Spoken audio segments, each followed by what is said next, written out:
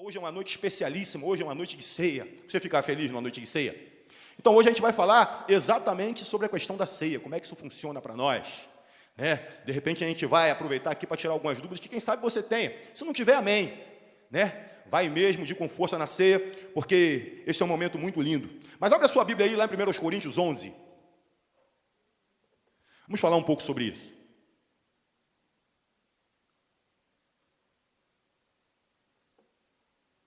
1 Coríntios 11, leremos do 23º ao 29º, 23 ao 29.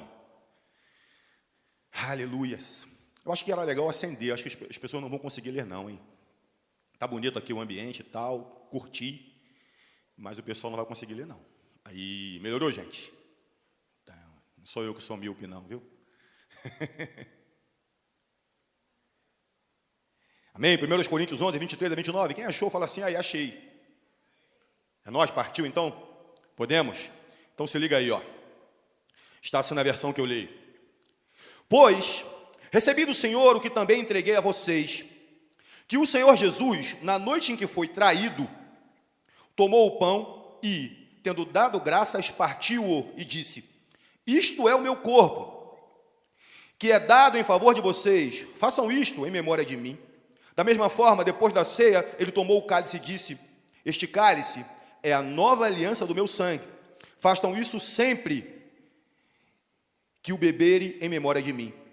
Porque sempre que comerem deste pão e beberem deste cálice, vocês anunciam a morte do Senhor até que ele venha. Portanto, todo aquele que comer do pão e beber do cálice do Senhor, indignamente será culpado de pecar contra o corpo e contra o sangue do Senhor. Examine-se, cada um a si mesmo, e então coma do pão e beba do cálice.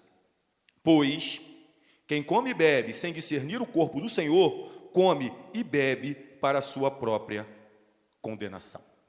Feche os seus olhos e mantenha a Bíblia aberta. Pai, em nome de Jesus, obrigado. Obrigado pela sua palavra, pela porção da sua palavra que é lançada neste momento. E eu tenho convicção que é verdadeira a passagem que diz que a sua palavra não volta vazia. Uma vez lançada, o propósito será cumprido. Uma vez lançada, ela vai gerar vida, vai gerar fé no coração daquele que ouve, porque só há um propósito na pregação da sua palavra, gerar fé no coração daquele que a ouve. Por isso, Pai, eu te dou liberdade na minha vida, para que o Senhor me use como um instrumento, Pai, porque de mim mesmo eu não tenho nada, não tenho muita coisa para passar para esses jovens, não, mas o Senhor tem tudo. Por isso, eu me deixo ser dirigido pelo Senhor nessa hora, eu dou espaço para o Senhor me dirigir nos meus pensamentos, e que toda a palavra que eu disser seja misturada com a unção, e gere aqui o propósito do Senhor. E tudo, Pai, que for contrário, fora. Assim como o Éder disse, você aqui nesta casa não tem espaço. Por isso, não ouse tentar tamponar ouvidos, não ouse tentar gerar distração, não ouse tentar gerar qualquer tipo de confusão de mente. Porque só o Espírito Santo tem esse poder de falar com o jovem de Jesus nessa noite. Você crê? Glórias ao Senhor. Bendito seja o nome de Jesus. Jovens, eu tenho percebido que de tempos em tempos, é importante que a gente revisite, a gente aborde alguns temas que aparentemente podem ser simples para qualquer cristão que já tem algum tempo de caminhada com Jesus. Mas, por outro lado, pelo fato de tempos em tempos também a gente ter novos cristãos sendo acrescentados ao corpo, de tempos em tempos nós temos novas pessoas se achegando ao corpo de Jesus, é sempre bom que a gente fale de alguns princípios básicos da vida do cristão. Alguns princípios que precisam ser observados e entendidos e discernidos para que, ao estar dentro, junto e misturado desses princípios, a gente sabe o que está fazendo, sim ou não? Glórias a Deus, porque a gente precisa falar novamente, significa dizer que tem pessoas que precisam aprender, estão chegando. E é muito bom que isso possa ser feito essa noite, porque eu creio que no momento que nós vamos falar aqui de algo tão importante, tão relevante para um cristão, que você esteja atento ao que o Senhor quer revelar para você essa noite. Veja que, quando eu preguei sobre o divórcio, aqui na Oficina da Família, às quartas-feiras a gente faz sempre aqui a Oficina da Família, fica ligado. Não abre mão não, de estar trazendo a sua família, os seus pais, se você tem filho, traga os seus filhos, para passarem pela Oficina do Senhor. A oficina é o momento que a gente chega nela por dois motivos, para fazer manutenção corretiva ou preventiva. Eu prefiro sempre fazer a preventiva, que é mais barato. Então, se aproxime do Senhor para fazer sempre prevenção. E se tiver que fazer correção, que seja. Mas prevenir é sempre melhor do que a gente gastar com correção. E naquela oportunidade, quando eu falei sobre o divórcio, algumas pessoas chegaram para mim e disseram: poxa, foi tremendamente reveladora essa palavra, me edificou muito, esclareceu em mim dúvidas que eu tinha, dúvidas até aparentemente simples sobre o tema divórcio na vida do cristão. E se confirmou essa questão acerca de que nós precisamos rememorar, precisamos repisar certos temas, quando o pastor Bruno pregou sobre dízimos e ofertas, por exemplo. Tiveram pessoas para falar para ele: pastor, foi tremendamente revelador, esclarecedor para mim, quando você disse que quando a pessoa não dizima, não quer dizer que ela está sendo maldita, não quer dizer que ela está trazendo maldição sobre a vida dela, não é isso. O nosso Deus não é um Deus de maldição, amém? Não é. Mas quando a pessoa não dizima, quando a pessoa não entra, não passa os seus recursos por essa vacina, ela está deixando de alcançar, receber bênçãos maravilhosas que o Senhor tem, em virtude da direção que é dada no uso saudável de dízimos e ofertas. Mas hoje nós vamos tratar da ceia do Senhor. E ao ler esse texto, nós podemos entender que o ninja Paulão, que foi quem escreveu aos Coríntios nessa carta, ele dá mesmo um sacode naquele povo, né? Se você tiver a oportunidade depois de ler, você vai ver que ele dá um sacode acerca de doutrinas e direções equivocadas ou até mesmo falta de atenção com a importância que precisa ser dada à ceia. O ninja Paulão, ele chega com os dois pés juntos no peito do malandro e bate: ó, cara, vocês estão pisando na bola, né? Tem um que come tudo, deixa o outro para depois, né? Tem gente aí em condição inadequada diante do Senhor no momento da ceia. E é interessante também a gente observar que já naquela época existia igreja complicada para dedéu. Glórias a Deus que a gente se desenvolveu e hoje a gente não é mais complicado assim, amém? Só lá na Arábia Saudita, o povo lá é complicado. Mas glórias a Deus que o Senhor pode nos trazer esclarecimento para que a gente se corrija sempre, né? E todas as vezes que a gente lê a palavra do Senhor, a gente precisa ler contra nós, não contra o outro, né? Porque existem alguns crentes que querem ler a palavra contra o outro. A palavra é para a gente se mirar, se refletir nela e ela ser a nossa vara de medir. O que é vara de medir? A gente se coloca do lado dela e vê o quão torto a gente está, e a gente corrige o caminho. É para isso que a gente estuda e medita sobre a palavra de Deus. E isso tudo mostra que a gente precisa mesmo tocar em assuntos que aparentemente parecem simples, mas não são tão simples assim. Nos dias atuais, trazendo o tema ceia para os dias atuais, o que te impede de tomar a ceia do Senhor? Porque que em alguns momentos, quando a gente serve a ceia do Senhor aqui, normalmente nos primeiros domingos, né, os cultos de domingo, normalmente é o dia que a gente serve a ceia do Senhor, por que será que passa o cálice, passa o pão diante de você e simplesmente você não participa, você não compartilha da ceia? Será que a ceia do Senhor é apenas para quem não peca? Será que uma pessoa, ao pecar justamente na semana da ceia do Senhor, no momento que ele estica o bração lá para pegar o cálice, vem o capeta com a bandeirinha e levanta, está impedido, não pode ceiar? Você acha que acontece isso? Será que o fato de pecar tira de nós a qualificação para podermos participar da ceia do Senhor? Veja que o texto que a gente acabou de ler aqui diz que na noite em que Jesus foi traído, repita, ele foi traído. Na noite em que o Senhor Jesus foi traído, ele organizou uma ceia para os seus discípulos e orientou a fazer isso sempre em memória dele. Aí você já poderia pensar: peraí, Roberto, tem algo errado aí nessa farofa, tem algo estranho aí. Como assim? O Senhor Jesus já sabia que no meio dos discípulos havia alguém que o iria trair, ele já havia falado isso, ele já havia tido essa revelação. A própria Bíblia revela isso nos evangelhos. Então, como ele pôde se sentar junto com um traidor? Já parou para avaliar isso? Como o Senhor, naquela noite em que ele pede aos discípulos: vão lá no cenáculo, organizem a ceia, e ele já sabia quem iria traí-lo, o tal do Judas Iscariotes. Só que a gente percebe que Jesus não foi deixando cada um passar. Quando chegou o Judas: opa, para aí, você está impedido, não pode ceiar. A palavra fala isso? Não, não fala. E é interessante que Jesus ceou com o traidor, indo contra tudo aquilo que, quem sabe, eu e você pensássemos até aqui acerca do estado que nós devemos estar no momento da ceia. Então, ao perguntar se havia alguma coisa errada naquele momento, eu posso te dizer, Jesus sentou-se, Jesus ceou com um traidor, sim, da mesma forma que ele ceia com um pecador, igual a mim, igual a você. Exatamente da mesma forma. Da mesma forma que ele recebeu Judas naquela mesa, ele recebe um cara pecador, igual a mim, igual a você.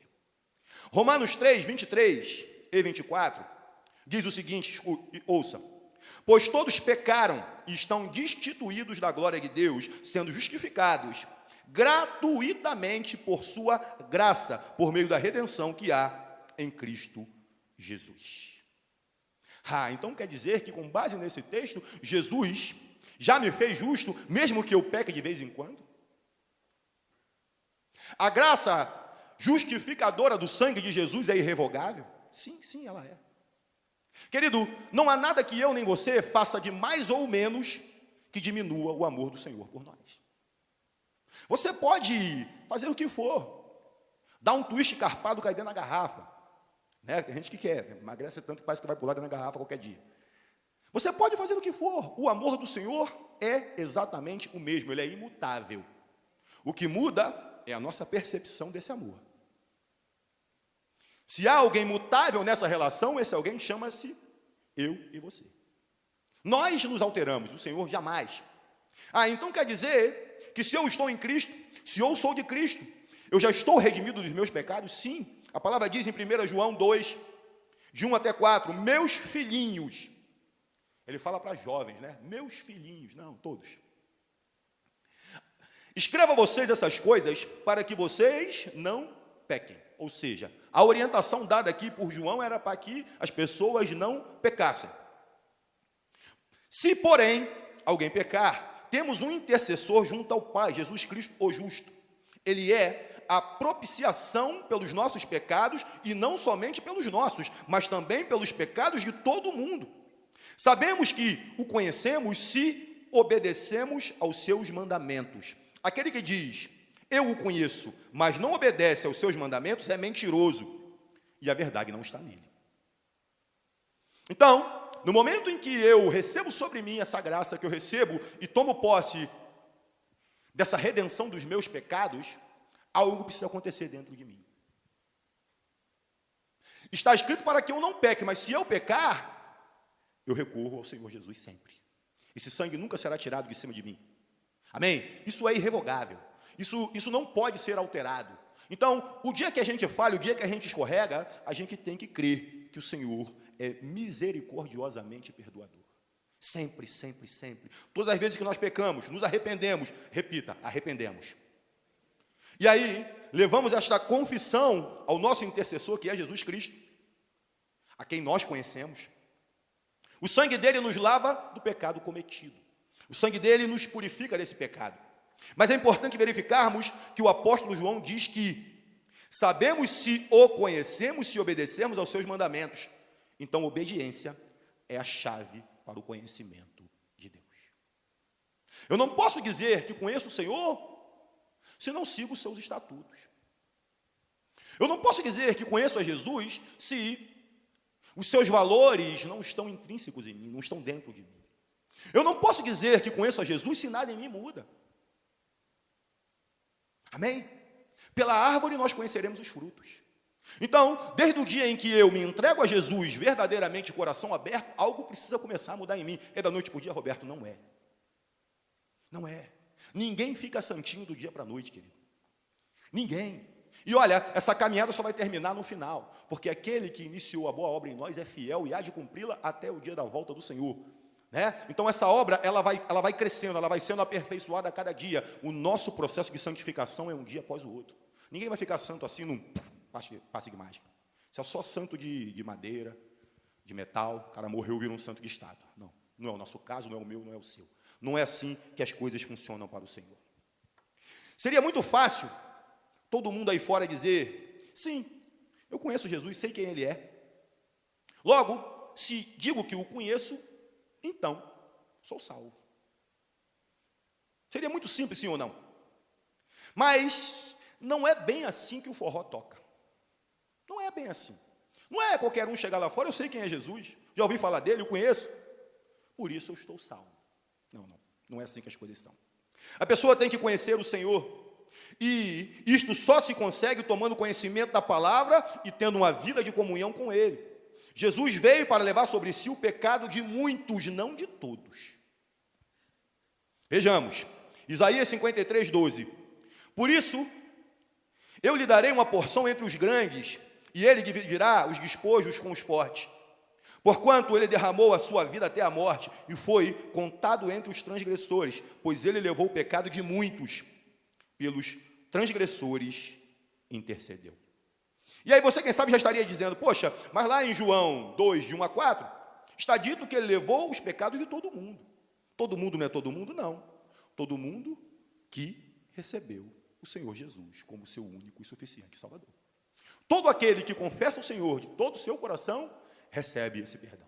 Todo aquele que diz, a minha vida é de Jesus, recebe esse perdão. E isso precisa ser feito em forma de confissão pública. Amém? Precisa sair da sua boca, precisa ser confessado da sua boca.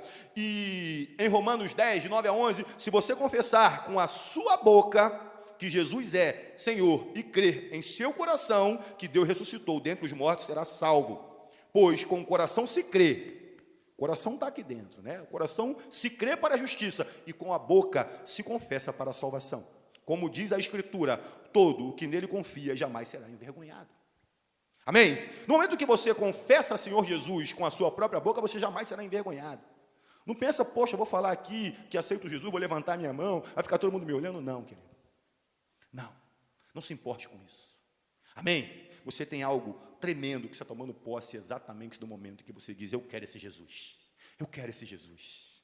Eu não consigo mais viver um minuto sequer longe desse Jesus. Assim, nós já entendemos que se já confessamos a Jesus como nosso Salvador, nós já nos habilitamos a imediatamente tomar da ceia. Estabelecendo com este ato que nós temos parte com Ele. Isso é, fazemos parte do corpo dele.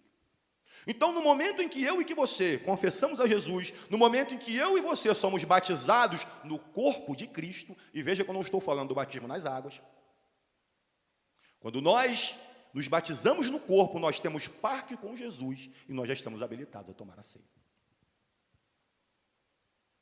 Isso é fundamental. Então, você só poderia se abster, só poderia dizer, eu não posso tomar a ceia porque eu ainda não aceitei Jesus. Eu até venho à igreja, eu até curto os louvores, eu acho a rapaziada bacana, mas no meu coração, eu ainda não falei que amo esse Jesus, que eu quero esse Jesus, não confessei publicamente esse meu amor por esse Jesus. Nesse caso, você não poderia tomar a ceia. João 6,56, todo aquele que come a minha carne e bebe o meu sangue, permanece em mim e eu nele. Permanece. No momento em que eu aceito Jesus, ele vem morar em mim, amém? Normalmente, nós confessamos isso, Jesus vem morar em mim. Sim ou não?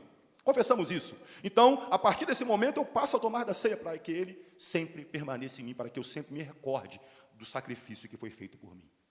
E se eu digo que tenho parte com Jesus e quero permanecer nele, é fundamental que eu coma do pão, que representa a carne, e beba do vinho, que representa o sangue, até que ele volte. Então, quer dizer que eu vou fazer isso até a volta de Jesus? Sim. Se você estiver vivo até lá, até a volta dele, você vai continuar comendo do pão, bebendo do vinho. É isso que ele nos mandou fazer, e é isso que a gente obedece. Jesus, nessa terra, era judeu, e conhecia muito bem os costumes do seu povo. E o ato de comer o pão e beber o vinho tem um significado de profunda aliança para os judeus. Jesus não comeu do pão e não ofereceu o vinho por fazer. Não foi simplesmente, eu achei bonito o pão e o vinho, então eu vou dizer que isso é meu corpo e é meu sangue, não. Para os judeus, esses elementos têm um significado muito grande. Tem um significado de profunda aliança. Tem um simbolismo muito profundo. Por isso que Jesus toma do pão, toma do cálice e diz, estes são os elementos que representam a minha carne e o meu sangue, e vocês farão isso como prova da nova aliança. É isso aqui que estabelece a nova aliança entre mim e vocês. Não a aliança do passado, não a aliança da lei, não a aliança do peso, mas essa estabelece a aliança da graça. Todos nós vivemos no tempo da graça. Por isso, a palavra também diz que essa obra será completa. Filipenses 1:6. Todas as vezes que nós tomarmos do cálice e comermos do pão, precisamos nos lembrar que o Senhor fez o sacrifício na cruz por nós. E essa obra será completa na volta dele. Até para aqueles que dormem. Até para aqueles que já fecharam os seus olhos. A palavra diz que eles dormem. Todos aqueles que dormiram no Senhor serão chamados por Ele para aquele dia maravilhoso. Por isso, como eu entendo que só uma obra pode estar perfeita no final, sim ou não? Uma obra só vai ficar pronta no final. Como eu entendo que a conclusão dela é a chave final para que fique tudo pronto, isso vai acontecer conosco. Nós receberemos um corpo glorioso, glorificado, igual o corpo dele é. Nós seremos revestidos em glória, será algo lindo, será algo maravilhoso. Mas isso está reservado para aqueles que perseverarem até o fim. Essa perfeição maravilhosa, de não sentirmos mais dor, atravessarmos paredes, vai ser algo tremendo, um brilho tremendo, conforme as obras, o galardão de cada um, serão uns mais brilhantes e outros menos brilhantes, a palavra diz isso. Né? Existem corpos celestiais, existem estrelas, cada um com seu brilho, será exatamente conosco. Mas isso é outro tema que a gente pode abordar depois. Vejamos que uma turma de jovens que foi escolhida pelo Senhor também tinha problemas, igual a eu, igual a você. E que mostra para mim e para você que o Senhor não quer perfeição quando Ele escolhe as pessoas. Quando Ele chama para perto, significa dizer o seguinte: eu vejo em você um potencial. Eu sei qual é a sua formação. Eu sei qual é a sua estrutura, e a sua estrutura é boa. Embora hoje você seja mau, e por isso você precisa do Redentor, por isso você precisa de Cristo, porque sozinho você está designado à morte. Mas no momento que eu te chamo, eu sei qual é o tamanho da obra que eu posso realizar na sua vida, diz o Senhor. Ele sabe o que pode realizar na sua vida. Então, por que ainda assim tem gente que não toma ceia, mesmo já tendo aceito o Senhor Jesus? Já aceitou o Senhor Jesus, mas ainda assim não toma na ceia. No mundo, queridos, todo mundo busca uma ideia de perfeição. E como eu disse, as coisas com Jesus não são bem assim. Tanto que a palavra diz que aquele que começou a obra vai completá-la, como eu disse. Amém? E essa perfeição, ela não vai ser alcançada nesta vida, não vai ser alcançada por nós aqui. Essa perfeição é lá no céu. É em outro nível. Essa turma de jovens que o Senhor escolheu foram os seus discípulos. Ele pegou pessoas iletradas. Ele pegou pessoas cheias de problema. Ele poderia ter escolhido a nata da sociedade. Ele poderia ter escolhido os mestres da lei. Ele poderia ter escolhido os fariseus. Ele poderia ter escolhido ricos. Mas não. O Senhor escolheu exatamente homens simples, como pizzas simples de queijo. Igual a mim, igual a você. Uma pizza bem elaborada é bacana, sim ou não? Mata a fome, legal? E uma pizza simples de queijo mata a fome também? O potencial é o mesmo. O potencial é o mesmo. O importante é a fome que eu e você temos. Amém? E a pessoa mais simples, mais iletrada, que estiver cheia do Espírito Santo, vai poder te dar dessa água e desse pão. Aleluias. É para isso que o Senhor nos chama. Não se menospreze. Não se menospreze. Assim foi com aqueles homens. O Senhor chamou pessoas simples. Ele preferiu ficar com aqueles que tinham um coração ensinável, em quem ele pudesse escrever a história com a versão correta.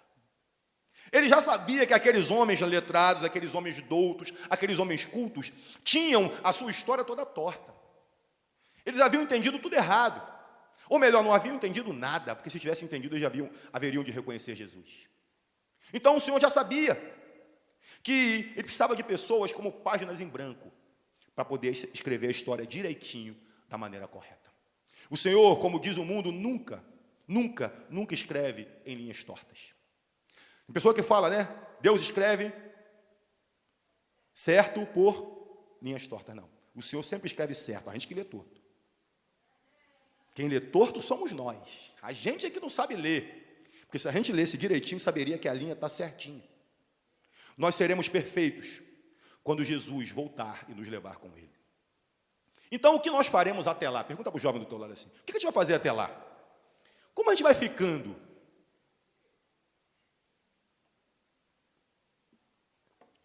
Eu e você seguiremos nos aperfeiçoando e ceando até que Ele volte, como nós bem lemos aqui hoje. A ideia de ficarmos perfeitos antes, para só depois estarmos em Cristo, é um engano de Satanás, que só serve para gerar peso e nos afastar do propósito do Senhor. O fato de alguém dizer para mim, dizer para você, você tem que estar perfeito para participar da ceia, esquece. A palavra não fala isso. Jesus não me chamou, Jesus não te chamou porque você é bom. Ele te chamou e me chamou porque nós somos maus. A gente é ruim, por isso que Ele nos chamou. Precisamos de acerto, precisamos de correção diante dEle. Por isso que nós precisamos do Cristo, caso contrário, estaríamos condenados ao inferno. Quem já é bom, acha que não precisa do Messias, por isso faz boas obras para descarregar a sua consciência. Quem já pensa que é bom, acha que está fazendo tudo certo. Então, se eu faço tudo certo, logo eu já tenho o meu lugarzinho no céu. Mas não é só isso. Portanto, por termos uma parte má, nós precisamos do Cristo para nos remir dos nossos erros. E Ele já fez isso por nós, aleluia. Você pode falar aleluia? Mas o que as pessoas têm feito com a parte do texto que nós lemos, que diz no versículo 27, portanto, todo aquele que comer do pão e beber do cálice do Senhor, indignamente será culpado de pecar contra o corpo e o sangue do Senhor Jesus. Ora, se eu pequei, não posso tomar da ceia, caso contrário, estaria trazendo maldição sobre a minha vida. Vou te dar uma notícia muito triste, querido. Se você pensar assim, você não vai ceiar nunca. Se você pensar, eu pequei, então não posso tomar da ceia, você não vai cear nunca. Hashtag pronto, falei.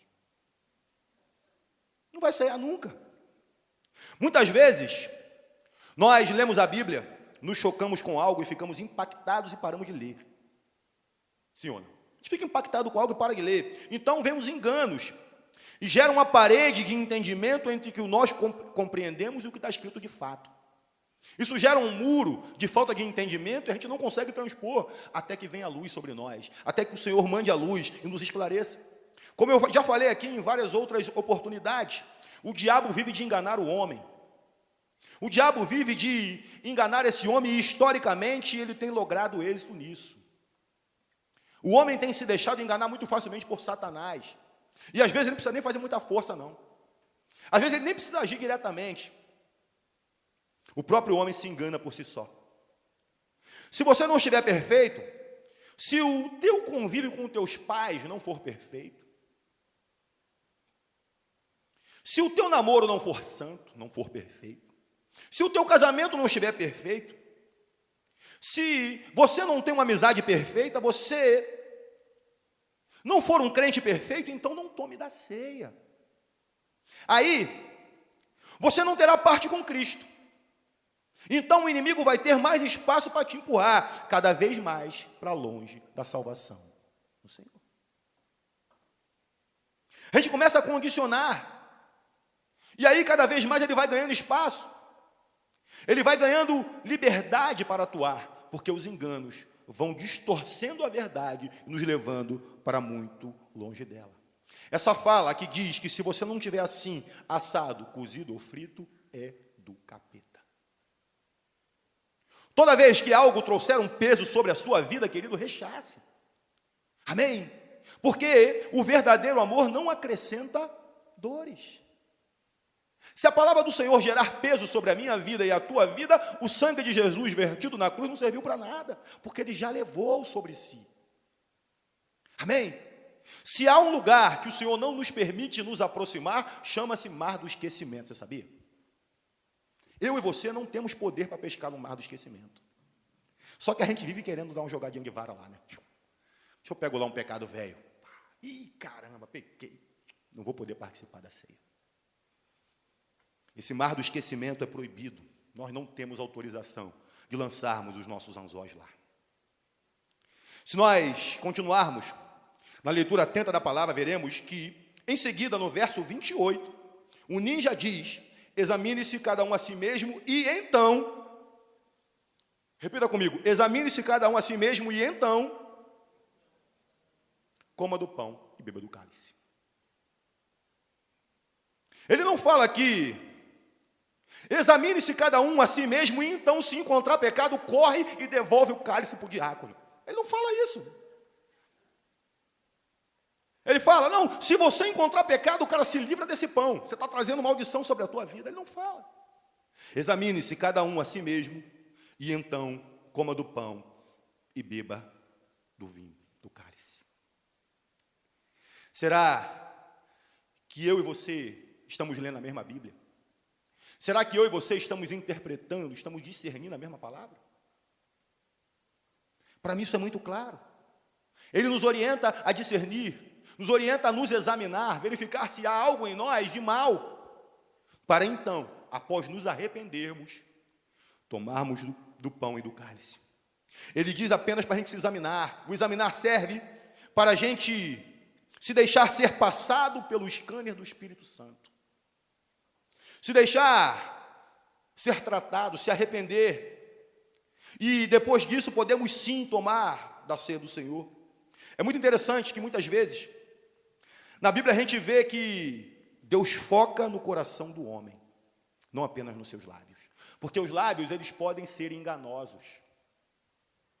Tiago 3 fala de tudo que o lábio e a língua pode gerar de engano. Mas o coração não. Quando o Senhor olha para mim, para você, Ele foca no coração. E no coração Ele sabe se há nas nossas palavras verdade. É por isso que Ele olha no coração. Ele procura e perdoa os sinceros de coração, os famosos sem cera. Não os complicados perfeitinhos. Né? Porque está cheio de complicado perfeitinho por aí. O cara quer ser perfeito, mas é complicado até dizer chega. Não é esse tipo de pessoa que o Senhor procura. Ele procura os sinceros de coração. Fale a verdade para Deus. Diga de verdade com essa cara que você tem aí mesmo. Fale para Ele o que Ele está vendo no seu coração, mas Ele quer que você fale. Ele precisa que você verbalize o que de verdade tem no seu coração.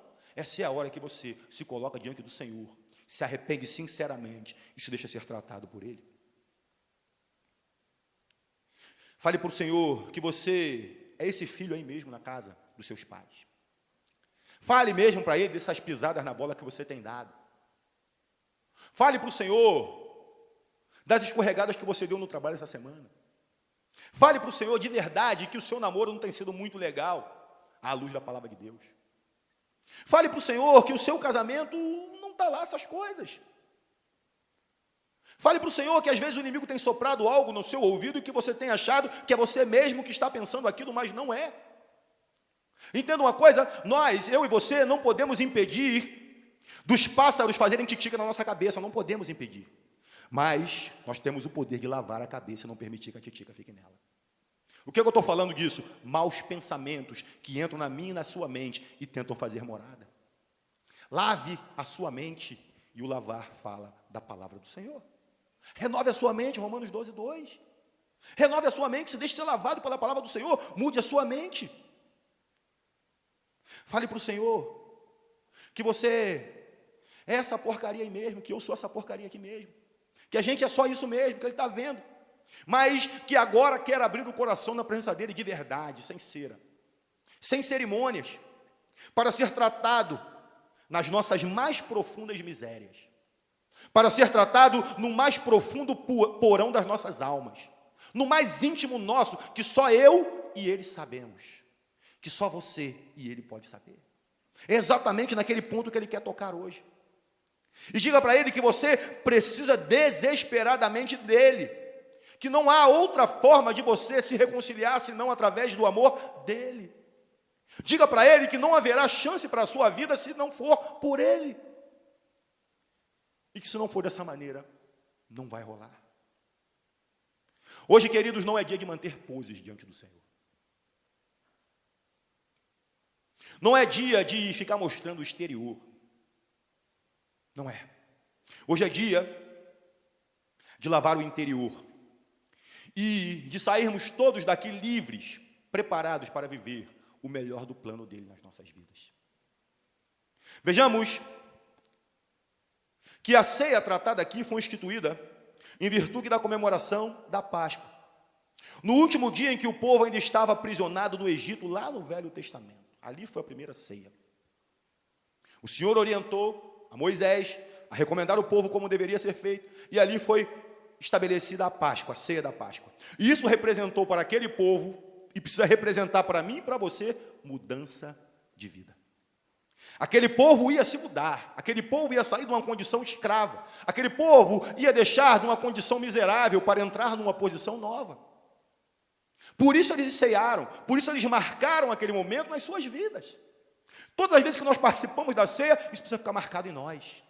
E a gente não pode esquecer, e é exatamente por isso que o Senhor pede que nós façamos sempre, porque a nossa memória tem a capacidade de esquecer o que é fundamental para as nossas vidas. Aquele povo precisava se livrar, por isso ele ceiou. Acontece exatamente da mesma forma quando a gente se examina, identifica um pecado e se arrepende, muda a direção e se torna livre da prisão que nos prendia. E aí, a mesa da ceia representa para mim e para você um momento de remissão, de perdão e de novidade sempre. Era um motivo de grande honra para aqueles 12 homens se assentarem à mesa com o próprio Cordeiro de Deus.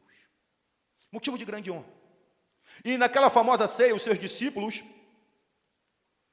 ao ouvirem o Senhor comentar que no meio deles havia um traidor, o que aconteceu? Estava indo tudo muito bom, tudo muito legal. Prepara a ceia, bota o pão, o vinho, olha, não esquece do vinho, olha, aquela safra não, pega do melhor. O mestre pediu. Rapaz, vai lavar esse copo está sujo, aqui a sua marca de impressão digital. Não pode ser assim, o mestre vem cear. Estava tudo muito certo, correndo tudo muito bem. Até que o momento que o mestre senta, começa a falar com cada um e diz: um de vocês vai me trair. Um de vocês vai me trair. A festa estava rolando muito bem, até o momento em que Jesus falou em traição. A palavra diz em Mateus 26, 22, que eles ficaram muito tristes e começaram a dizer-lhe, um após o outro: com certeza não sou eu, Senhor. Mas veja que o Senhor ouvia e não respondia nada diretamente para aqueles homens. Vinha um após o outro: Senhor, não serei eu. E ele ficava calado. Exatamente quando a gente se coloca diante dos nossos pais, da nossa mãe, fala algo, eles não respondem. Pensa na agonia. Será que eu vou apanhar? Será que eu vou ser corrigido ainda hoje? Ele não falava para nenhum deles: eu sei que não é você. Não. Ele simplesmente não respondia nada. Diferentemente do que aconteceu com Adão e Eva, diferentemente do que acontece comigo e contigo quando nós pecamos, quando nós erramos, nós corremos para distante do Senhor. A palavra diz lá em Gênesis que Adão e Eva, quando pecaram, se esconderam do Senhor. Porque o pecado traz peso, o pecado traz vergonha, o pecado traz vontade de esconder. Mas com aqueles homens não foi assim. Quando o Senhor falou de traição, cada um deles se colocou diante do Senhor, abriu seu coração: Senhor, não sou eu. A revelação aqui, queridos, é que ao nos examinar antes da ceia, nós precisamos fazer exatamente como aqueles homens fizeram. O Senhor diz para cada um de nós essa noite: abre o seu coração diante de mim e me mostra o que tem aí dentro. Aqueles homens, ao terem o seu coração puro, se apresentaram diante do Senhor e disseram: Senhor, não serei eu que vou te trair. Não será assim comigo, longe de mim, te trair nessa noite. Eles se colocaram diante do Senhor para que o Senhor passasse os seus olhos scanner no seu coração e verificasse o que tinha lá dentro. Quando o peso do nosso próprio pecado vem com força, a gente se compara com aqueles que são aparentemente perfeitos. E aí se acha o pior dos seres humanos. Então, cai de cabeça no mundão velho sem porteira e se atola lá cada vez mais. É hora que o inimigo faz a festa no inferno. É hora que os capetinhos, os minions de Satanás, vão mostrar para ele a tabloide. Aqui, ó, mais um que se afastou porque pecou. É assim que ele faz. Ao invés de nós errarmos e apresentarmos o nosso coração para o Senhor, a gente erra e vai para longe. A gente pisa e corre. Mas não é isso que o Senhor quer para nós essa noite. Todos os discípulos foram para perto do Senhor até chegar na vez de Judas. Quando o mestre olhou para ele e disse: esse cara é você. Pensa em todos aqueles homens olhando para Judas naquele momento. Noite de ceia, noite de sentar à mesa, noite de autoexame, de festa diante do Senhor. E no meio deles havia um traidor. E qual foi a atitude de Judas naquela hora? Ali, ele já estava inclinado a trair o Senhor, porque a palavra também diz que Satanás já havia entrado nele. Ali, ele já estava sob influência do mal, mas ele não se arrependeu. Ele não fez o que o ninjão depois nos recomenda fazer.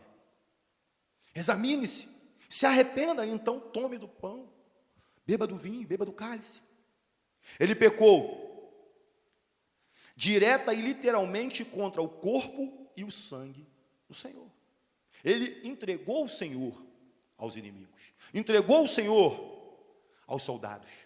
Então, ele traiu sangue inocente, foi tomado de um profundo remorso e falou para os soldados romanos: pequei, traí sangue inocente. E a palavra tem um cuidado, a sutileza, em não dizer que Judas se arrependeu. Se você olhar, vai ver que a palavra não fala Judas se arrependeu. Não, não. A palavra diz que ele foi tomado de um profundo remorso.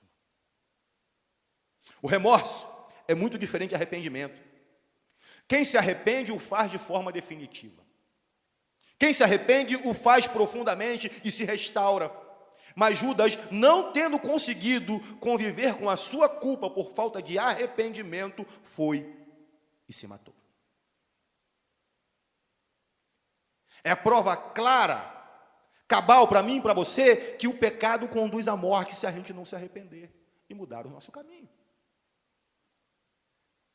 Nós não estamos livres de errar, queridos. Eu e você não estamos livres de errar, vai acontecer. Mas nós precisamos nos arrepender. Não ter remorso.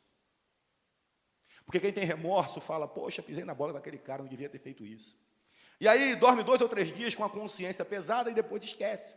Daqui a um mês está fazendo tudo de novo. Mas quando a gente se arrepende profundamente, a gente cauteriza aquilo na nossa vida e nunca mais volta a fazer. A palavra de Deus nos diz, segundo aos Coríntios 7:10, a tristeza, segundo Deus, não produz remorso, mas sim um arrependimento que leva à salvação. E a tristeza, segundo o mundo, produz a morte. A tristeza, segundo o mundo, produz a morte, porque não há arrependimento genuíno. O ato de nos examinar e localizar os erros gera em nós uma tristeza segundo Deus, porque nem Ele se alegra quando nós erramos, embora não seja para Ele nenhuma surpresa. Você acha que Deus fica surpreso quando eu peco? Quando eu erro? Você consegue imaginar Deus diante do Pai assim? Pai, Roberto errou de novo.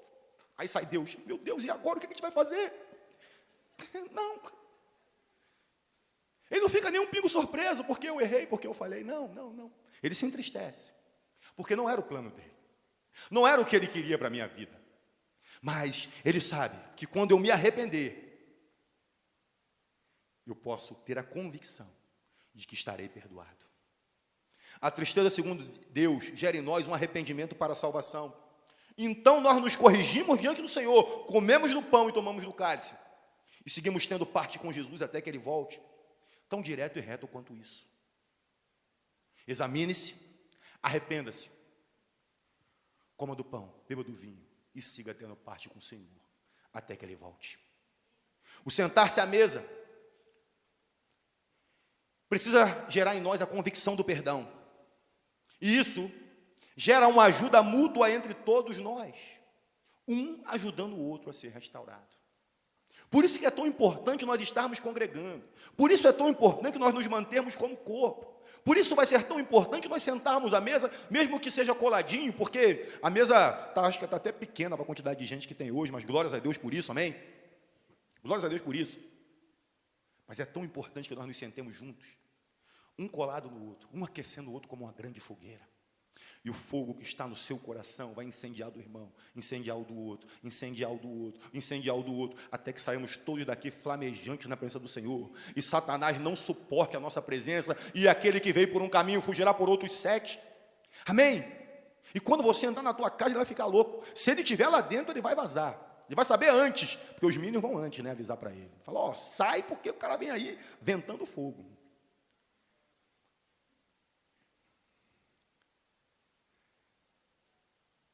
É assim, um ajudando o outro. Eu fiquei muito emocionado, antes de ontem, quando eu vi a mensagem da Fê para Jaque. Eu vou aí, vou orar contigo. Eu vou aí. Você está precisando de ajuda, está precisando de encorajamento, está precisando de alguém que dê as mãos para você e passe um pouco do fogo. Eu vou aí orar com você. Se você sofrer, eu vou sofrer junto. Se você chorar, eu vou chorar junto. Eu vou conviver contigo nessa situação aí. É assim que o Senhor nos chama para ser, queridos. Amém? A dor do outro precisa ser a nossa dor. Por isso que o Senhor, quando via alguém sofrendo, ele era tomado de profunda compaixão. Aquele homem da mão ressequida, quando os homens da lei, os fariseus, tentaram provar, mais uma vez colocaram o Senhor à prova para ver se o pegava. O chamaram no cenáculo, ele entrou, e havia lá no meio deles um homem com a mão ressequida. E era um sábado. E eles queriam verificar o que Jesus faria diante daquilo. E o Senhor chamou aquele homem, vem para o meio. Ele veio. O Senhor pegou naquele homem e foi tomado de uma profunda compaixão. É assim que Ele espera que nós possamos nos sentir ao ver que tem alguém chorando, ao ver que tem alguém necessitando de uma oração, de uma ajuda, de um apoio, de um suporte, de uma palavra. Por isso nós somos chamados a congregar.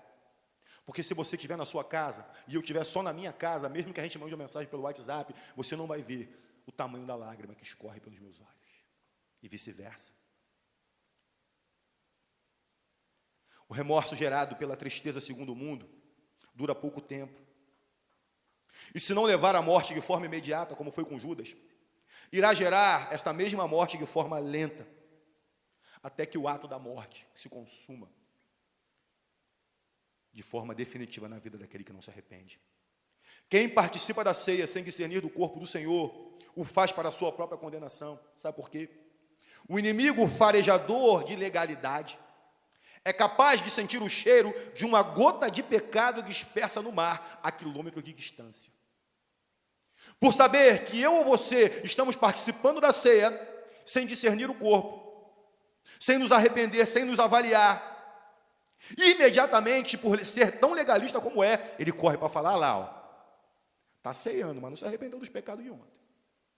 Eu sei o que ele fez no verão passado. Imediatamente ele corre, porque além de tudo, Satanás é cagueta.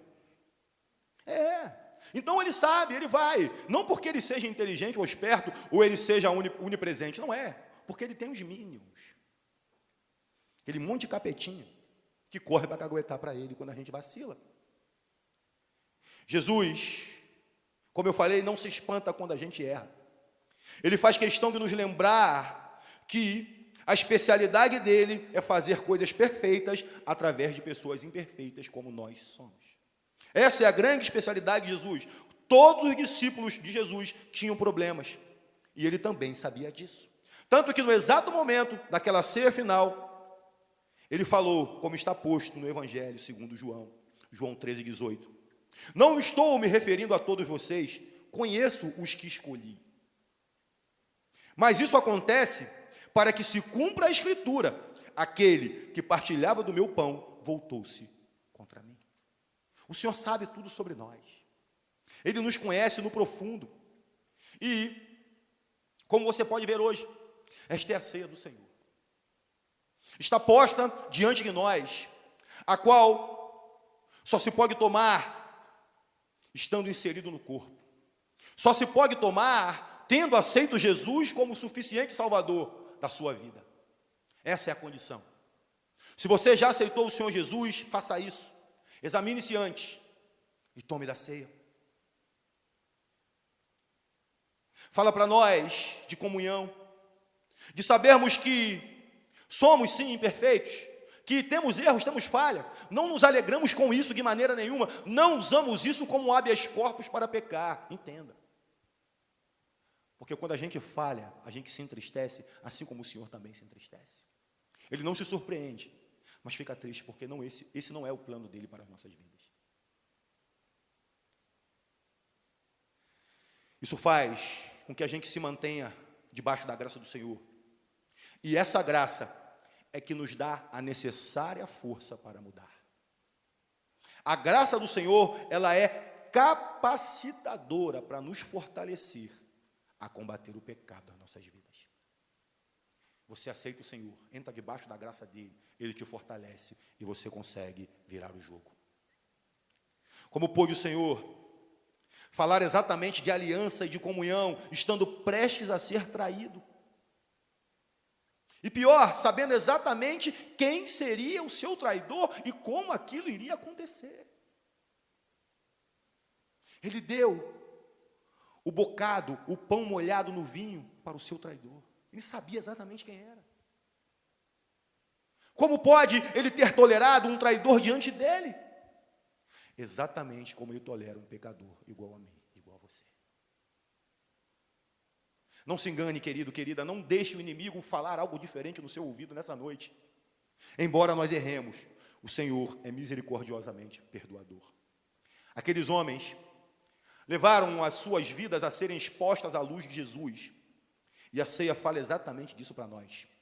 É o momento em que nós temos que virar e dizer para Ele: por acaso, Senhor, há alguma inclinação em mim em te trair um dia? Senhor, eu irei tomar da ceia aqui, mas será que eu sair ali fora, eu posso te trair? É hora que nós viramos para Ele e dizemos: me ajuda, Senhor. Coloca este foco de luz aqui dentro de mim. Me mostra aqui com a sua luz dentro de mim e me mostra o que eu tenho que resolver hoje aqui. O que eu tenho que deixar aqui antes de dar o passo na direção da ceia. O que eu preciso largar de lixo aqui, não tomar de novo para mim e me livrar disso de uma vez por todas. Essa é a ceia do Senhor. Judas ainda não havia traído o Senhor, mas o coração dele já estava inclinado para aquilo, porque aquilo já havia acontecido em virtude do seu desejo de fazê-lo. Já havia isso nele. A palavra diz que cada um é tentado pelo seu próprio mau desejo, sendo por esse arrastado e seduzido. Então esse desejo, tendo sido concebido, dá a luz ao pecado. E o pecado, após ser consumado, gera morte. Tiago 1, 14 e 15. Hoje, queridos, nós iremos ter uma ceia especial aqui do Senhor. Mas duas coisas fundamentais, como nós já aprendemos hoje aqui, precisam ser feitas. Se você ainda não teve a oportunidade de confessar o Senhor Jesus como seu único e suficiente Salvador, de todo o teu coração, de forma pública, vai fazer hoje, em nome de Jesus. Faça hoje. E aí, se você já o aceitou, ou se você, depois de ter aceito hoje aqui, você vai se examinar profundamente. Você vai ver dentro de si mesmo se há algum caminho mau em você, irá se arrepender. Mas pense bem, não faça de qualquer maneira. Não faça de uma maneira irresponsável. Você vai ter tempo para isso. Faça de verdade. Faça de coração aberto, faça com força. Fale para o Senhor não te deixar sair daqui da mesma forma que você entrou. Fale para o Senhor, peça isso para Ele. Fale para Ele tocar em você, para Ele te lavar por inteiro. Então, após isso, coma do pão e tome do cálice. Nós iremos fazer isso todos juntos, exatamente como o apóstolo Paulo instruiu os coríntios a fazer. Fique de pé nessa hora.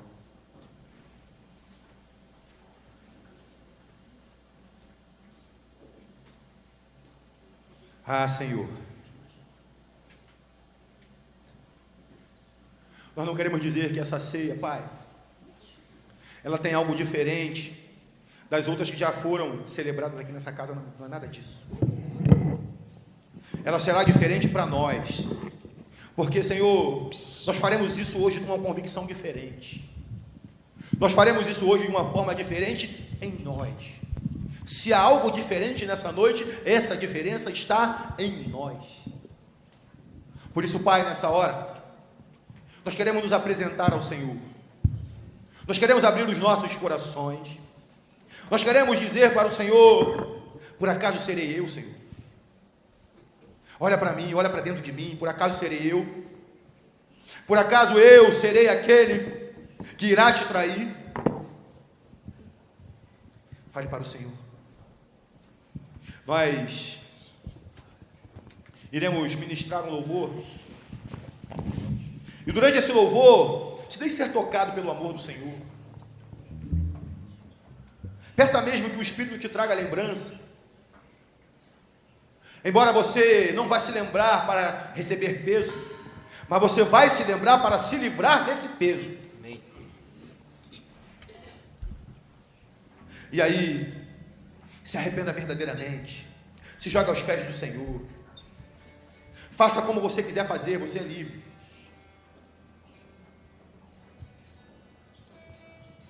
Deixe que essa ministração penetre no seu coração, para gerar exatamente aquilo que o Senhor espera de nós, o que representa a ceia para nós, que é mudança.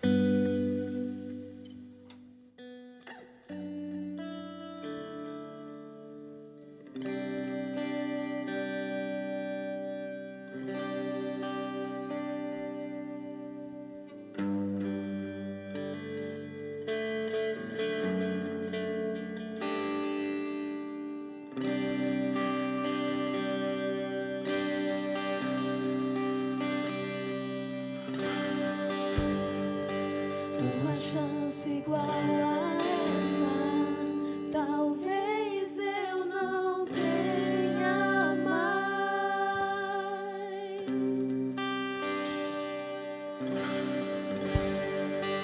Quero estar em tua presença, nem que seja a última vez.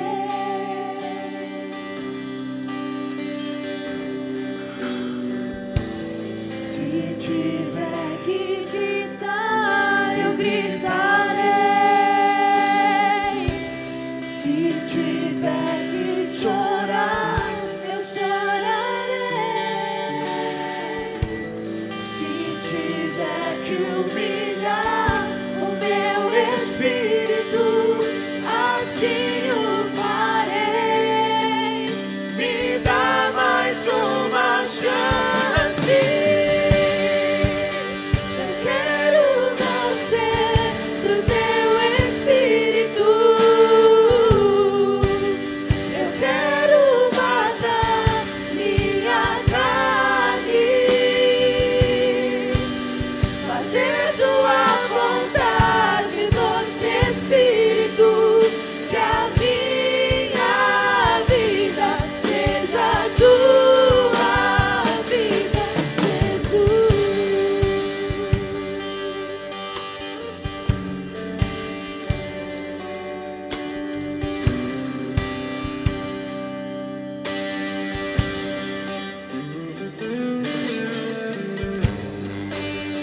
Chance igual a essa, talvez eu não tenha mais.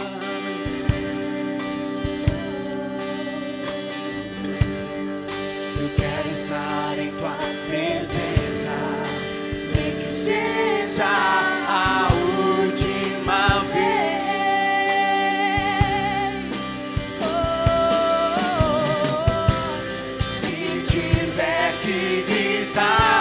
Eu gritarei. Se tiver que chorar, eu chorarei. Se tiver que humilhar o meu espírito, assim o farei. Me dá mais uma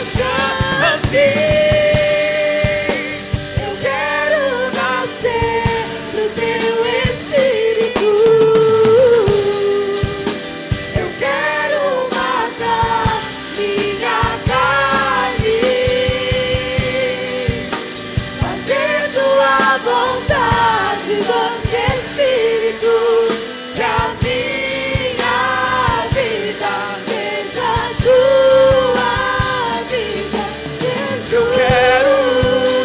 Eu quero nascer do teu Espírito. Eu quero matar minha carne, fazer tua vontade, doce Espírito, que a minha vida seja tua vida, Jesus.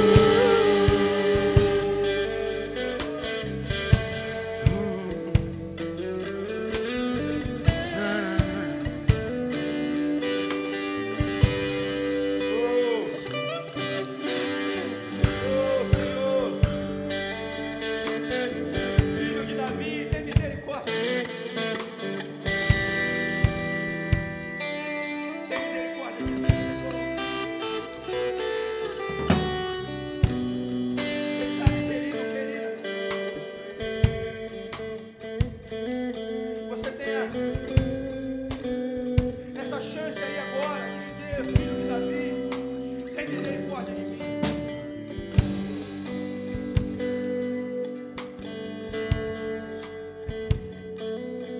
Antes de participar da ceia, se você ainda não aceitou o Senhor Jesus, se você ainda não teve a oportunidade de publicamente fazer isso, só que ainda não fez isso de maneira consciente, embora você já possa dizer para mim, poxa, Roberto, eu fiz isso no passado sim, mas eu não sei, eu não sabia o que isso representava na minha vida, você pode fazer agora. Coloque as duas mãos sobre o seu coração. De uma maneira muito consciente, muito profunda, muito verdadeira.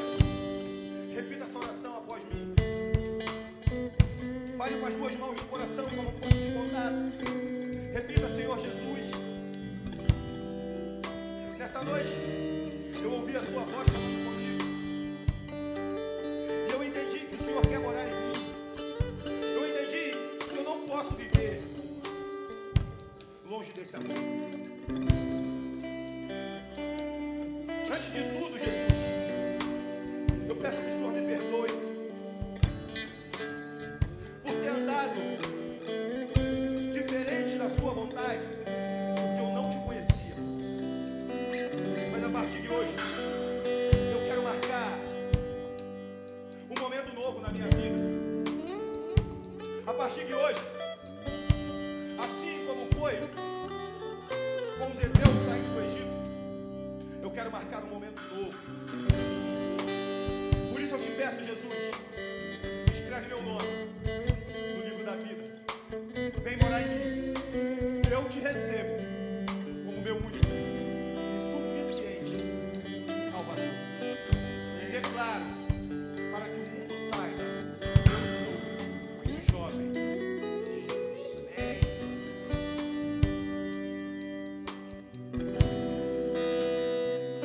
E após ter feito essa oração, todos nós teremos aqui breves segundos de introspecção, de colocação da vida diante do Senhor, para que possamos examinar cada um a nós mesmos, colocar diante do Senhor as nossas questões, pedir que o Senhor olhe para nós, assim como os seus discípulos fizeram naquela noite, não foram diante dele. Falaram, Senhor, olha aqui, ó, meu coração, por acaso serei eu? Por acaso serei eu? Olha aqui, vê se há algo em mim, se há em mim algum caminho mau, olha aqui, Senhor, olha para mim. Olha para mim, Senhor. Olha para mim, olha para mim, Senhor. Todos nós faremos isso agora. Em nome de Jesus.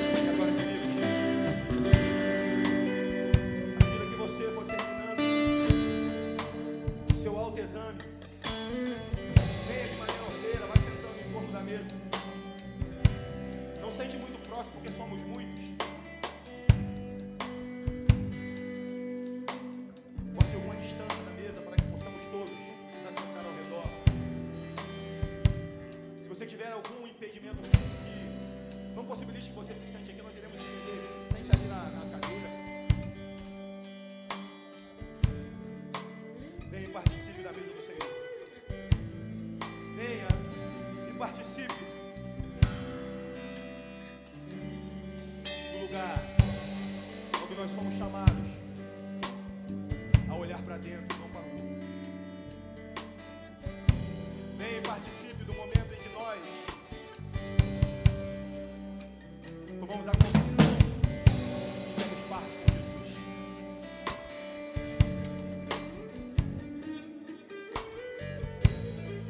A mesa é o lugar de cura. A mesa é o lugar de mudança. A mesa é um lugar de recomeço, jovem de Jesus. A mesa é o lugar. Quem sabe hoje essa mesa seja o lugar onde você marque o ponto onde você retomou a sua caminhada com Jesus.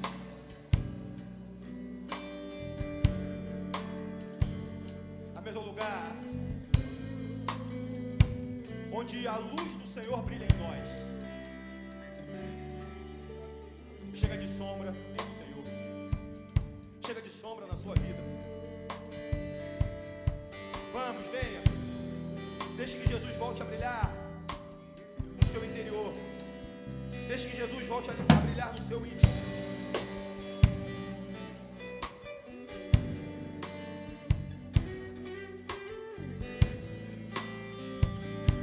E entenda que ao partilhar o corpo do Senhor, comermos do pão, tomarmos do cálice, vai servir apenas para que nós tenhamos a convicção de que nós precisamos desesperadamente do Cristo. Nós precisamos desesperadamente do Messias. Nós precisamos, sem Ele, nós nada podemos fazer.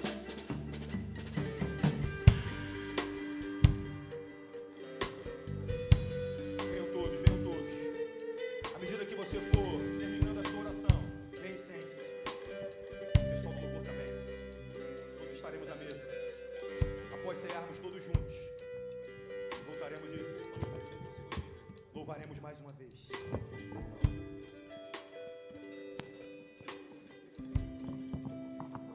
Aleluia. Linda é essa mesa, diz o Senhor. Linda é essa mesa, diz o Senhor. Oh, revache que tore manche que tore batereba. Oh, aleluias. Obrigado, Jesus. Obrigado porque nós temos a oportunidade de fazer isso em memória de Ti. Obrigado porque nós vivemos num país livre. Obrigado, Pai, porque diferentemente dos nossos irmãos que estão em tantos outros países, no Oriente Médio, no Extremo Oriente, não podem fazer isso de uma maneira tão aberta. Entenda, querido, querida, que existem pessoas que estão sendo perseguidas no mundo, que não podem fazer isso que nós estamos fazendo aqui. Eu soube de um caso em que uma família estava reunida na África, num país, eu não me recordo o nome, mas enfim. E naquele momento entraram os guerrilheiros e levaram a família presa. E eles foram levados para serem mortos. E estavam todos lá para serem executados, e aqueles homens viraram para o chefe daquela família e falou: vocês querem falar alguma coisa antes de morrerem? O que vocês querem dizer antes da morte? E o pai daquela família virou: nós queremos ceiar. Nós queremos tomar a última ceia com o nosso Senhor. Vocês têm água aí? E aí aqueles homens vieram, sem entender muito, deram água para eles. Eles dividiram a água. Cada um tomou um punhado de areia na mão e falaram para o Senhor: Senhor, esta areia é o teu corpo. Nós fazemos isso em memória de Ti até que o Senhor volte. Comeram cada um punhado de areia. E depois falaram para a água: Senhor, esta água representa o teu sangue. Nós fazemos isso em memória de Ti, até que o Senhor volte. Cada um bebeu um gole da água e foi sendo morto um após o outro. Glorifique o Senhor pela oportunidade que eu e você temos de sentar à mesa de uma maneira tranquila como esta, confessar o nosso amor por Ele, o quanto Ele é maravilhoso em nossas vidas, e sem temer rigorosamente nada, podermos compartilhar do pão e compartilhar do cálice. Vou pedir ao Éder que ore, abençoando o pão. Enquanto ele vai sendo servido, cada um vai tomar um pedaço do pão e vai passar para o lado.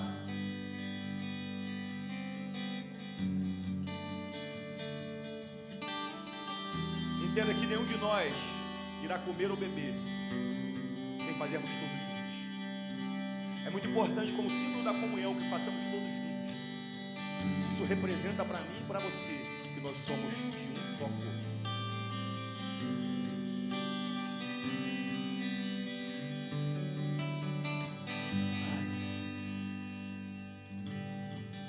Obrigado, Senhor, por este momento. Obrigado, Pai, pela oportunidade de assentar à mesa contigo. Não estamos, Senhor, embaixo da mesa, nós estamos junto à mesa, Senhor, ceando contigo.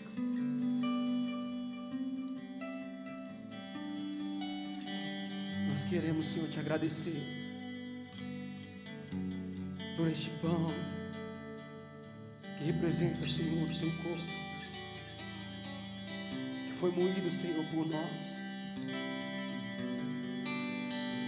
que foi surrado, batido, cuspido, de tantas outras formas, foi, Senhor, espancado. E mesmo assim o Senhor não desistiu de nós. O Senhor permaneceu. Nós te agradecemos, Pai, e fazemos isso em memória de Ti. Obrigado por este pão. Obrigado por lembrarmos, Pai, de tantas coisas nessa hora, neste momento de ceia. Que passa, Senhor, um filme em nossas cabeças de quão grande o Senhor é e de quão foi aquele momento, Senhor, que o Senhor passou por nós. Nós te agradecemos por este pão, Pai. Obrigado, Senhor. Obrigado, Pai.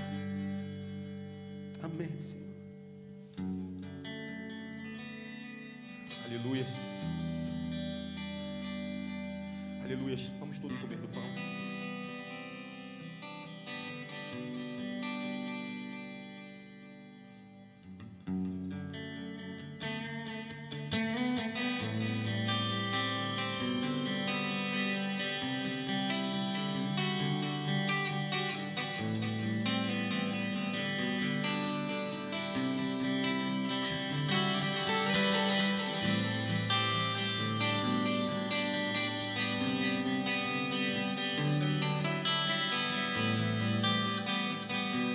Fale palavras de gratidão. Reconheça que esse é o corpo do Senhor que foi moído em favor de nós.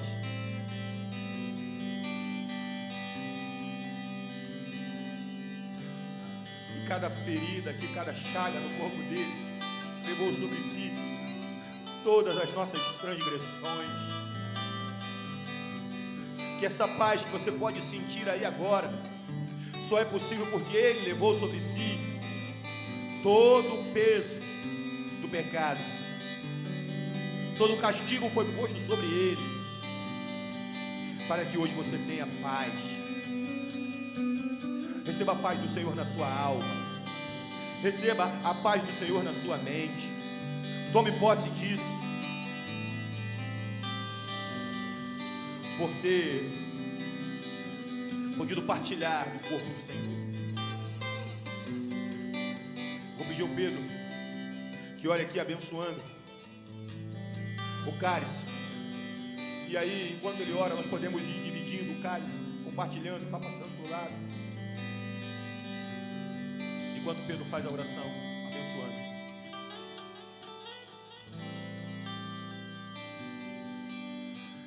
Antes de orar, eu queria compartilhar um negócio com vocês. A Bíblia em Lucas relata que Jesus chamou Pedro e João e disse a eles: vão preparar a refeição da Páscoa. Eles perguntaram: onde queres que a preparemos, Senhor?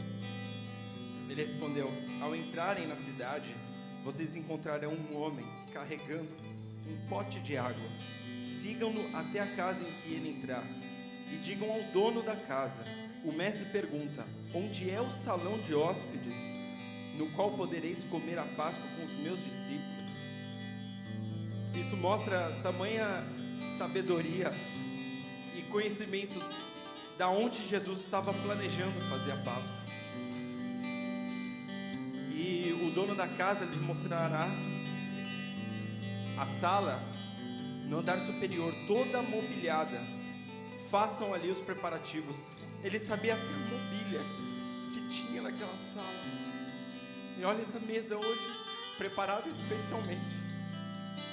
Eles saíram e encontraram tudo exatamente como Jesus lhes tinha dito. Então prepararam a Páscoa. Quando chegou a hora, Jesus e os seus discípulos, os seus apóstolos, reclinaram-se à mesa, exatamente como estamos hoje aqui essa noite. E as primeiras palavras de Jesus foi: eu desejei ansiosamente comer essa Páscoa com vocês antes de sofrer, porque ele sabia o que ia vir depois.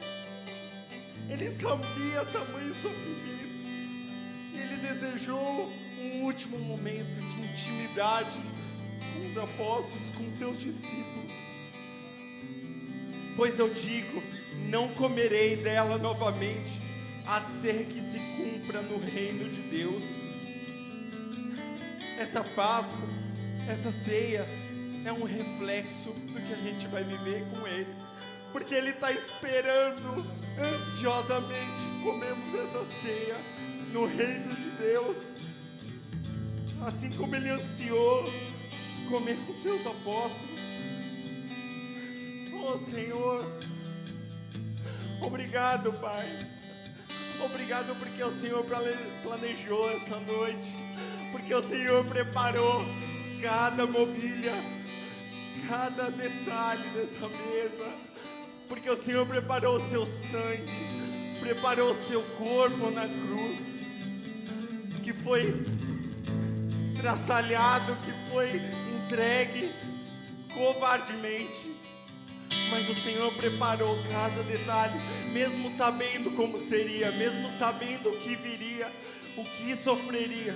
O Senhor ansiou estarmos contigo essa noite, e ainda anseia o dia que estaremos contigo na glória, Pai. Muito obrigado pelo teu sangue, Senhor. Assim como os discípulos não sabiam tamanha importância daquele ato que eles estavam vivendo naquele dia, hoje também não sabemos, Senhor, não temos noção do que isso está causando no mundo espiritual, do que isso vai causar na vida dos nossos filhos, do que isso vai causar na nossa sociedade, Pai. Mas dá-nos a Tua graça, dá-nos a Tua bênção, Senhor, como vem derramando, Pai. Nos enche do Teu Espírito Santo, Senhor, que seja transformador essa noite, que seja renovador o Teu Espírito Santo, Pai, nos enchendo de coragem para sermos a Tua igreja, o Seu corpo na terra, enviado, Senhor, para sacrifício, por amor a muitos. Envia-nos, Pai, envia-nos. Obrigado, Jesus, obrigado pelo Teu sangue, te damos graça por eles. Aleluia. E o Senhor disse: este é o meu sangue, que é o símbolo da nova aliança. A nova aliança fala para nós, queridos, que nós não vivemos mais debaixo de julgo, de peso, de acusação. A nova aliança fala que o Espírito do Senhor está em nós e nos capacita a vencermos o pecado que nos assedia tenazmente. A graça do Senhor nos fortalece, nos toma pela mão e garante que nós não seremos derrotados pelo inimigo. Oh, Senhor. Oh.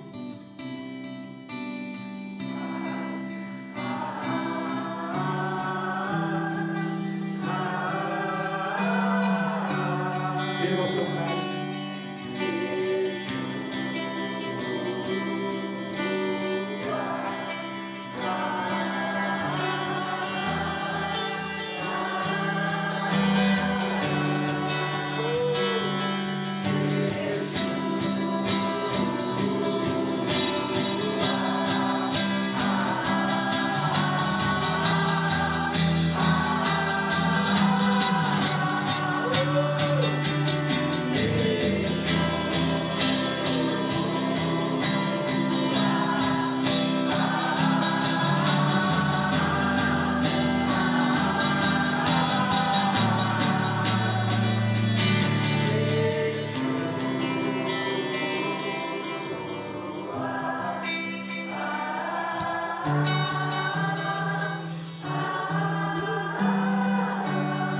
Antes de tomar do cálice, brinde com teu irmão da direita e da esquerda. Libere sobre ele uma palavra de bênção. Se tiver algum irmão atrás de você, brinde com ele também.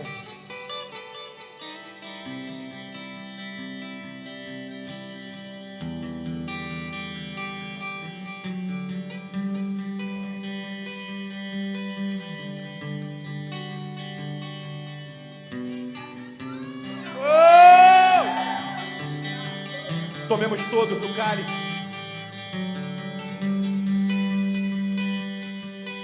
Aleluias! Oh! Ele venceu! Ele venceu! Onde está a morte, o teu aguilhão? Oh!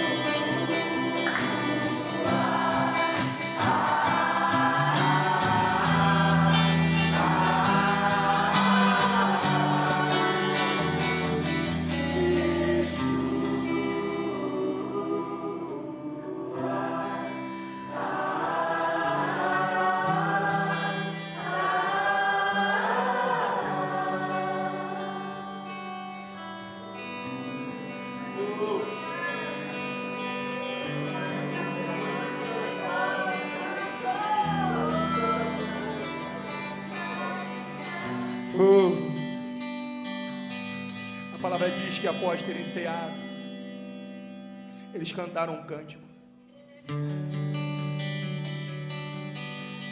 E nós fizemos da mesma forma, sem termos sido orientados por ninguém, mas apenas pelo Espírito Santo. Esse é o nosso Deus, queridos.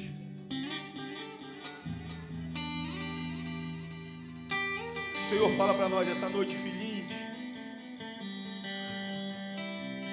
eu lhes disse essas coisas para que não pequeis, mas se pecarem, saibam que eu continuo sendo Deus sobre a vida de vocês. Se pecarem, eu continuo sendo o advogado fiel, que intercedo dia e noite na presença do Pai em favor de vós. Não há nada, rigorosamente nada, nem no passado, nem no presente, nem no porvir, nem altura, nem profundidade, nem largura, nem adulto, nem criança, nem morte, nem vida, que sejam capazes de nos separar do nosso amor em Deus, que está em Cristo Jesus.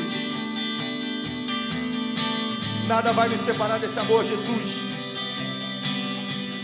Oh!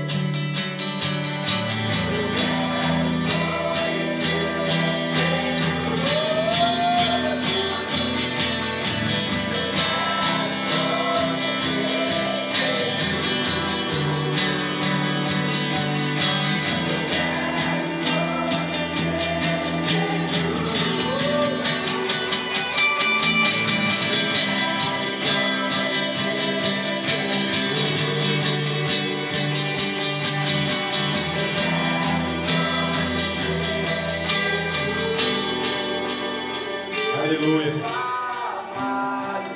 É o nosso amado.